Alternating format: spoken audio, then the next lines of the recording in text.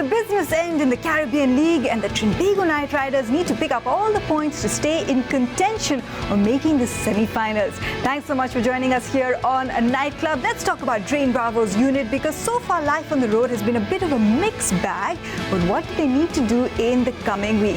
Here's a look at the remaining fixtures for the Trinbago Knight Riders in their quest to defend their title. They're off to St. Lucia to play the Zooks on the 26th of July, following which it's two back-to-back encounters against St. Kitts and Nevis Patriots in Florida, out of all places, on the 29th and 31st of July. So there you go. Up next for the Trinbago Knight Riders, they will make a trip to play the St. Lucia Zooks in the newly christened Darren Sammy Stadium to honour the player for becoming only the second West Indian captain to lift a World Cup. As far as Darren Sammy is concerned, he's already christened the stadium with a T2050 of his own in the league. What did he have to say on the momentous occasion? Let's find out.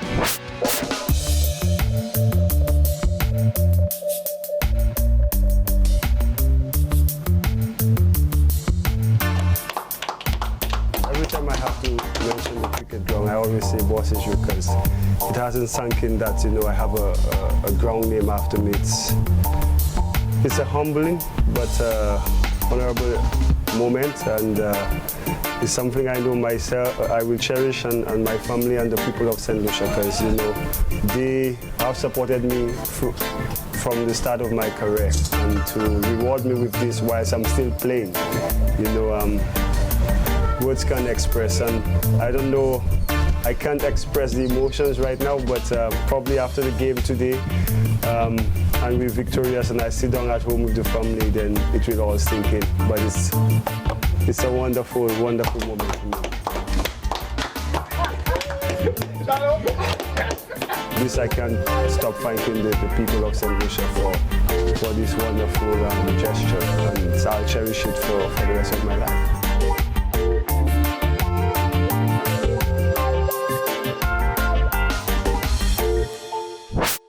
The T20 World Cup winning captain certainly isn't going to make it an easy reception for the Trinbago Knight Riders when they touch down in St. Lucia. And why not? Because things are heating up as far as the points table is concerned in the Caribbean League. Now, the defending champions need to ensure that they remain in the top four, and that is what is most important for them. Now, the Jamaica Talawas have already qualified, the first team to do so, after getting 13 points after 8 matches. So if the Trinbago Knight Riders look to move up the charts, they will be playing against the two teams that are actually below them so far in the points table. Things should be all right for the defending champions. So as I mentioned at the top, it has been a mixed bag so far for the Trinbago Knight Riders. But looking to pick away points on the road was really important when they took on the Barbados Tridents, and this is how it went down for them. As far as the Tridents were concerned, they were able to put a more than respectable total on the board thanks to really valuable contributions from Shoaib Malik and A.B. de Villiers. TJ Bravo once again chipping in with the wickets, but consistency has been Colin Munro this season. He scored a quick fire 68 along with Hashim Amla to guide the Trinbago Knight Riders to a 7-wicket victory.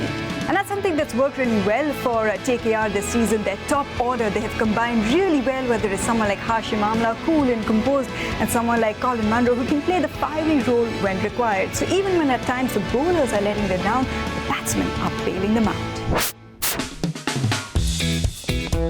When you have a legend like Brian Charles Lara giving you a motivational speech as you start your away leg, you're bound to do well. What is very good about this opportunity that you have as well is that you're going to beat people away from home. You're going to pack your bag, jump on a plane, and go to the next island and beat that next team again. And that's what you guys are going to do in the next 6 matches. I don't think it's impossible. I think you guys got a very good team,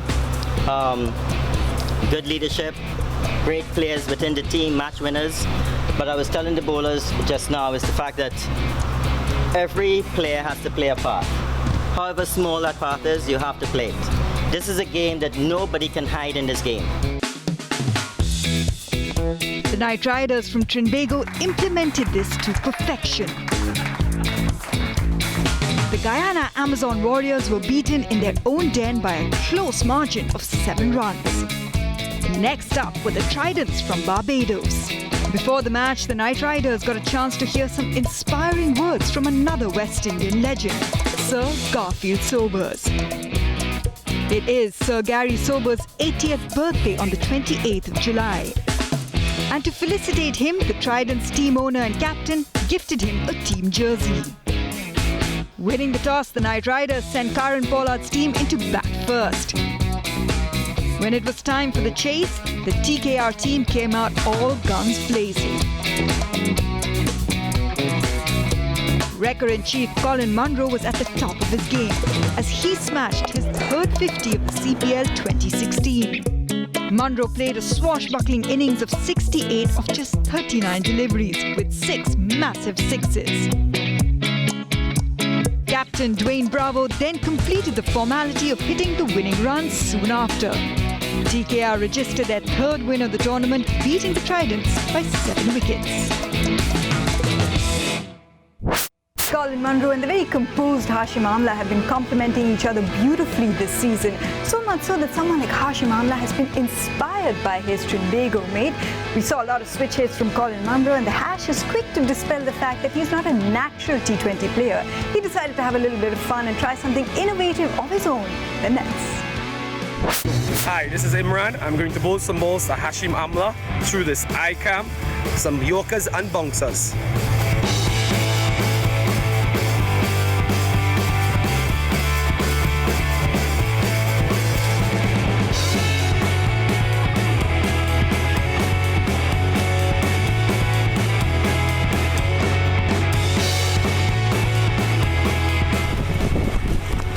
Oh, that's a beautiful delivery there by Mr. Jan.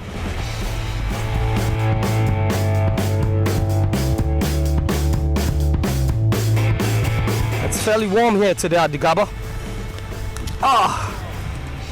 He's got his man here.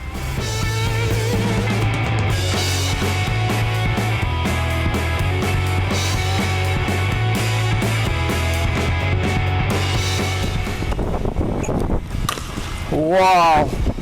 Keep it in the park, John.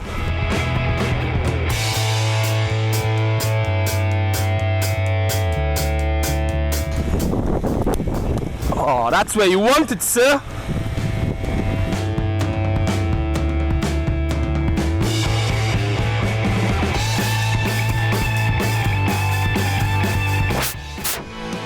Having a lot of fun, and we get an opportunity to hear from him later on the show. Now here's the beauty of playing in the Caribbean, because West Indies has a rich legacy, and almost every place you go, you happen to jump into one of the West Indian legends. For example, when Team TKR left Trinidad, they got an inspiring talk from the Prince of Port of Spain, Brian Lara. And when they were in Barbados, they got an opportunity to meet perhaps the greatest ever all-rounder, Sir Gary Sobers. For an all-rounder like DJ Bravo himself to meet someone of the past generation, needless to say, he was inspired to bring out the champion.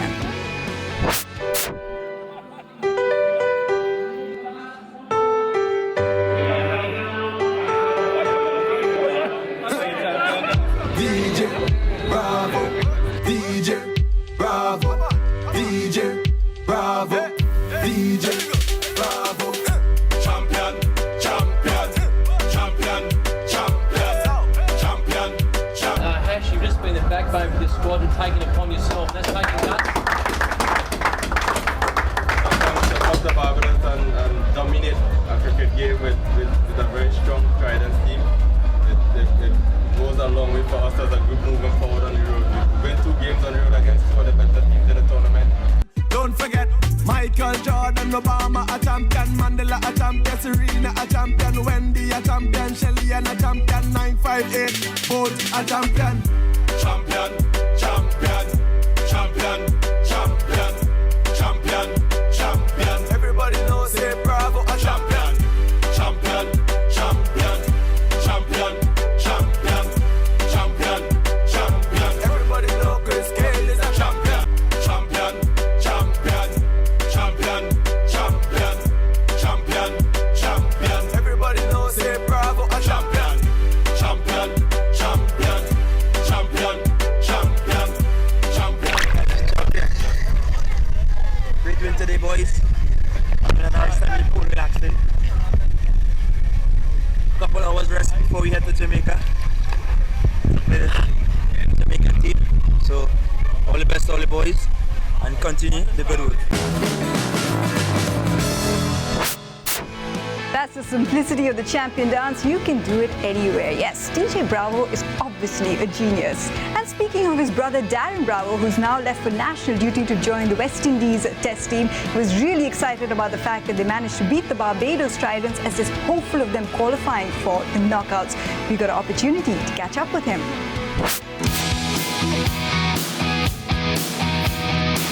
Obviously, I will miss being part of the TKR family, and to this morning when I wake up, I actually post on my Instagram. I had a gut feeling that we were going to win the game today. I think it was a fantastic team effort. The guys went out there and bowled exceptionally well. They were backed up in the field, and I must say it was a clinical batting performance. And in the end, that's all we can ask for as a TKR team, and I just want to wish the guys all the best moving forward. Yeah, definitely. When he just started the tournament, I was like, Dwayne, who's this guy? And all of a sudden, he just take off like a jet, and that is something that we are very happy about. He's obviously given us that sort of momentum on top of the order and setting up the game nicely for the lower order. So that in itself is a positive. I would like to wish him all the best for the rest of the tournament. I think the camaraderie is fantastic. As you can see, everyone is willing to give a joke. No one is feel that they're bigger than anyone on the team, and that is something that we're really happy about. I was there with the guys last night looking at the Jamaica and Guyana game, so I still feel part of the TKR family. I'm excited about the entire tournament. I have a very close eye on the tournament, even though I'm not playing any more games. But having said that, I just want to wish the guys all the best, moving forward in the tournament. Yeah, I'm sure I'm going to get the support from the guys, no doubt about that. I will continue to give my support as well. I remember we are family, and we always look out for each other. My brother's always been there for me, giving me advice whenever it's needed. And no one is far away. The technology today, no one is far away. A WhatsApp message, IMO message, whatever it is, we're always close, no matter if we are far away. Yeah, I think he made a difference in the Guyana game, and today he went out there again against the Barbados Tridents and showed that same sort of positive attitude, and that is something that we'll be looking forward. We'll be looking at from him, for the rest of the tournament. He's doing fantastically well. He's leading from the front. He's not afraid of being under pressure, and that is something we relish. So just want to wish him all the best, and hopefully the guys can rally around him for as long as possible. Play, fight, win. Let's go, TKR. Come on. Darren Bravo there spending all his motivational thoughts towards the Trinbago Knight Riders, because it isn't going to be easy. They have to win their remaining fixtures because it hasn't been the most consistent of results so far. So what happened when they took on the Jamaica Talawas, who have already qualified thanks to the universe boss Chris Gale. They scored 158. Andre Russell powering through with the bat and then doing the job with the ball, picking up 4 wickets for a rare batting collapse from the Trinbago Knight Riders. Though Hashim Amla was once again consistent, scoring 42, it wasn't enough. Talawas won by 19 runs. Kevon Cooper and DJ Bravo have been chipping in consistently when it comes to ticking up the wickets for the Trinbago Knight Riders, which is why they're the top performers so far with the ball. In fact, DJ Bravo is the man leading the charts so far with 12 wickets for the Trinbago unit, and he's managed to get his economy under check as well. Always with a great economy is Sunil Naran with 9 wickets. Kevon Cooper just rounding things off amongst the top 3 wicket takers with 7 wickets so far. Now, most of them have done quite well with the bat this season, and it's no surprise when you see someone like Hashim Amla at the top. He's always consistent as far as, getting runs is concerned. He's managed 324 with a really healthy average of 46.28. And just below him, Colin Munro with 259, but that average is what is impressive as well. The duo have really contributed at the top of the order, and DJ Bravo chipping in whenever required. He's managed 156 runs so far this season. Hashim Amla, he has insatiable appetite when it comes to scoring runs, and he juxtaposes really well with his cool and collected demeanour. Unfortunately for the Trinbago Knight Riders, he has to go back home for personal reasons, but he's been a great acquisition for them this season, in absolute sublime touch. And he got a chance to catch up with him as he told us about his experience so far. Yeah, listen, it's been a. I mean, obviously, I've enjoyed the tournament. It's always nice to get some runs. Unfortunately, we haven't done as well as we wanted to as yet. Having lost 4 and won 3, and we're still in it to get to a good position on the log. So for me, that's probably the most important thing. No, I won't boast about it. It just takes him 1 innings to hit 10 sixes himself. Yeah, listen, it's been a difficult tournament, I'd say. It's certain grounds to clear the ropes a lot. There's been some venues where the wind has been very strong, so it's made one side of the ground, hitting sixes one side of the ground, a lot more difficult.